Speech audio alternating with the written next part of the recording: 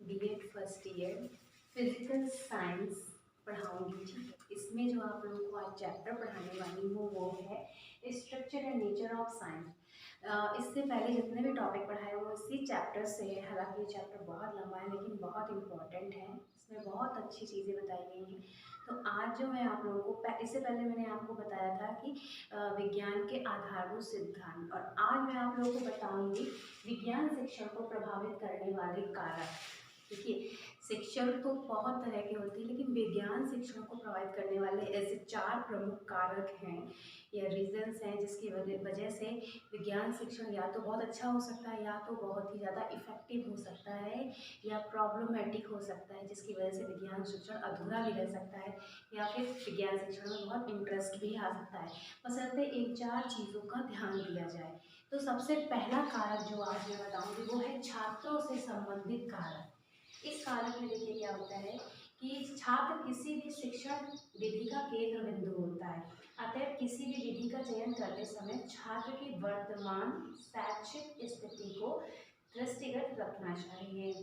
छात्र को विज्ञान शिक्षण का लक्ष्य निर्धारित करना, अनुदेशन के लिए अलग अलग विषयों, कार्यक्रमों आदि के रूप को निर्धारित करना, पाठ्यक्रम का निर्माण, अनुदेशन लक्ष्य को सूत्र द्वारा प्रतिपादित करना एवं पाठ्य पुस्तकों का निर्माण इसके अंग हैं। अगर मैं यहाँ पे बात करूँ कि किसी भी शिक्षण विधि का केंद्र बिंदु हमेशा छात्र ही होता है, तो इसलिए जितना भी पाठ्यक्रम को निर्धारित किया जाता है, पढ़ाने की जो विधि होती है, डेमोन्स्ट्रेट मेथड है या लेक्चर मेथड है या रिसर्च विधि है या ह्यूरिस्टिक मेथड है या फिर खेल खेल के द्वारा पढ़ाना, तो ये सारी चीज़ें क्या उस छात्र को केंद्र में रख के निर्धारित की जाती हैं कि उसको हम किस आधार पे समझाएं, आसानी से समझ जाए। इसलिए कोई भी विज्ञान शिक्षण को अगर करने जा रहे हैं तो इस चीज़ का हमेशा ध्यान रखें कि जिस किसी कक्षा के छात्र को आप पढ़ाने जा रहे हैं तो जो आप मेथड इस्तेमाल कर रहे हैं, जो आपने टॉपिक यूज़ किया है, वो उस छात्र की वर्तमान स्थिति के आधार पर हो। जैसे कि अगर आप क्लास 6 के एक बच्चे को पढ़ाने जा रहे हैं, पृथ्वी क्या होती है, पृथ्वी का जन्म कब हुआ, ये सभी जीव जंतुओं का विकास क्रम किस तरह से चला, तो ये सारी चीज़ें समझाने के लिए उसको उस लेवल पे समझना होगा कि बच्चे को इससे पहले कितना आता था, कि ये जो पेड़ पौधे हैं, मनुष्य हैं, जीव जंतु हैं, ठीक है, ये सभी पृथ्वी पे हमारे पर्यावरण के चारों ओर इनका ही ये हमारे पर्यावरण में पाए जाने वाली वो चीज़ें हैं जिनकी वजह से पर्यावरण स्थिर है। इनमें से कोई भी एक चीज़ अगर चली जाती है तो पूर्ण रूप से पर्यावरण पे इफेक्ट पड़ेगा। तो ये इस बच्चे की वर्तमान स्थिति को समझते हुए आपको पूरा पृथ्वी के बारे में समझाना होगा। अगर आपने ये नहीं समझा तो आप स्पेस में चले गए, अंतरिक्ष में ये हुआ, उसके बाद पृथ्वी का विकास, फिर ये इतनी सारी चीज़ें बताएंगे तो इतनी नॉलेज बच्चे के समझ से परे होगी। इतना ज्ञान अगर उसको देंगे तो उसको समझने से ज़्यादा डिफ़िकल्टीज आने लगेंगी। तो जो बच्चे को आता है उसकी वर्तमान स्थिति को समझते हुए उसको समझाना, यही होगा आपका छात्रों से संबंधित कारक। दूसरा हमारा है शिक्षक संबंधित कारक। जितना इम्पोर्टेंट छात्र संबंधित कारक है उतना ही इम्पोर्टेंट हमारा शिक्षक संबंधित कारक है। इसमें है शिक्षण विधि वह प्रक्रिया है जिसके द्वारा किसी लक्ष्य की प्राप्ति होती है। इसके अंतर्गत पाठ्य वस्तु को किसी एक क्रम में रखते हैं। संपूर्ण शिक्षण विधि में सर्वाधिक सक्रिय भूमिका शिक्षक की होती है। अगर मैं बात करूँ यहाँ पे कि शिक्षण विधि एक प्रक्रिया है, हम जो कुछ भी पढ़ाते हैं, टीचिंग अभी जैसे मैं आपको पढ़ा रही हूँ, ये एक पूरी प्रक्रिया है। यानी कि मैंने टॉपिक चूज़ किया, इसके बारे में कई सारी चीज़ें बताई और ये पूरी प्रक्रिया है, ठीक है। तो इसमें क्या है, इसी के आगे अगर बात करें तो यही इसके द्वारा किसी लक्ष्य की प्राप्ति, आज मैंने ये टॉपिक लिया, इसके बारे में समझाया और ये लक्ष्य की प्राप्ति की आपको ये समझ में आ गया। लेकिन अगर आगे बात करूँ कि इसके अंतर्गत पाठ्य वस्तु किसी एक क्रम में रखते हैं और इस शिक्षण प्रक्रिया में सर्वाधिक सक्रिय भूमिका शिक्षक की होती है।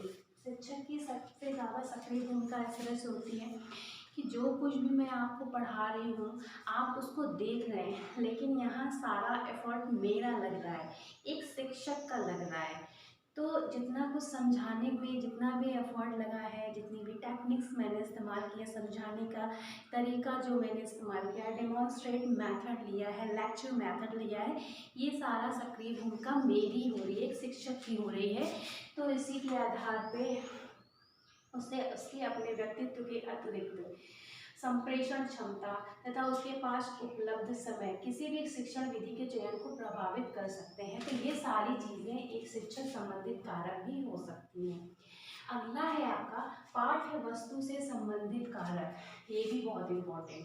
यानी ये चारों चीज़ें तो बहुत इम्पोर्टेंट है और हर एक चीज़ को समझना बहुत आसान है, बहुत ही आसान है कि छात्र संबंधित, यहाँ पर पूरा छात्र को ध्यान में रखा गया है, शिक्षक से संबंधित यहाँ पे शिक्षक को ध्यान में रखा गया।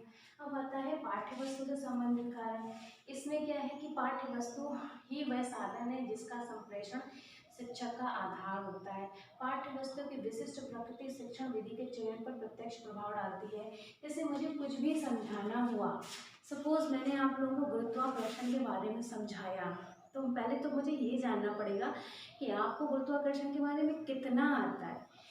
मैंने आपको पढ़ाना शुरू कर दिया कि कोई भी चीज़ ऊपर से नीचे गिर रही है या इधर से उधर मतलब चल रही है या लुढ़कते जा रही, ये सारी चीज़ें क्यों होती हैं, इसके पीछे का कारण क्या है, पहले तो मुझे ये जानना होगा ना। तो वो सबसे पहले पाठ्य वस्तु का चयन करना। मैंने गुरुत्वाकर्षण को चयन किया, पर ये एक विषय सब्जेक्ट एक टॉपिक लिया, उसके बाद में फिर मुझे ये देखना पड़ेगा कि इससे संबंधित कौन कौन सी चीज़ें कलेक्ट करूँ जिससे बच्चों को ये भी समझ में आए ना कि गुरुत्वाकर्षण क्या होता है, ऊपर से गिरती हुई वस्तु नीचे आती ही क्यों हमेशा है, ऊपर क्यों नहीं जाती।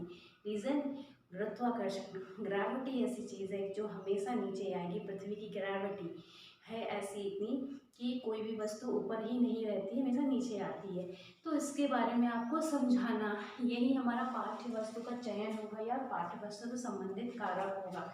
ठीक है, आगे मैं बताऊँ आप लोगों को शिक्षण उद्देश्य से संबंधित कारक। ये भी बहुत है। शिक्षण उद्देश्य संबंधित कारक क्या है कि मुझे आपको जो पढ़ाना है, मेरा उद्देश्य क्या है कि छात्रों को चीज़ें समझ में आए, पाठ्य वस्तु ऐसा चयन करो, शिक्षण विधि ऐसी चयनित करो। तो इसमें छात्र आयु, मानसिक योग्यता, व्यक्तित्व, अधिगम प्रारूप द्वारा एक लब्ध स्थायित्व, अभिज्ञान की दिशा, विधियों, प्रक्रमों, सिद्धांतों, स्थायी भावों और आदर्शों का पालन शामिल है। इसी कारण शिक्षण उद्देश्यों की उपयोगिता, सामायिकता, योग्यता, औचित्य एवं व्यवहारिकता शिक्षण विधि के चयन पर प्रभाव डालते हैं।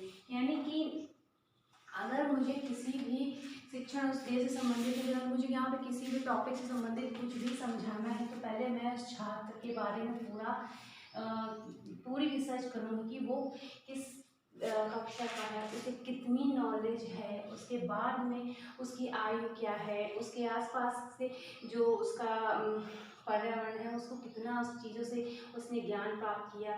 फिर उसके बाद में मैं उन टीचिंग मेथड्स का यूज़ करूँगी कि उसको चीज़ें समझ में आए और वो अपने आसपास होने वाली घटनाओं को उससे जोड़ सके।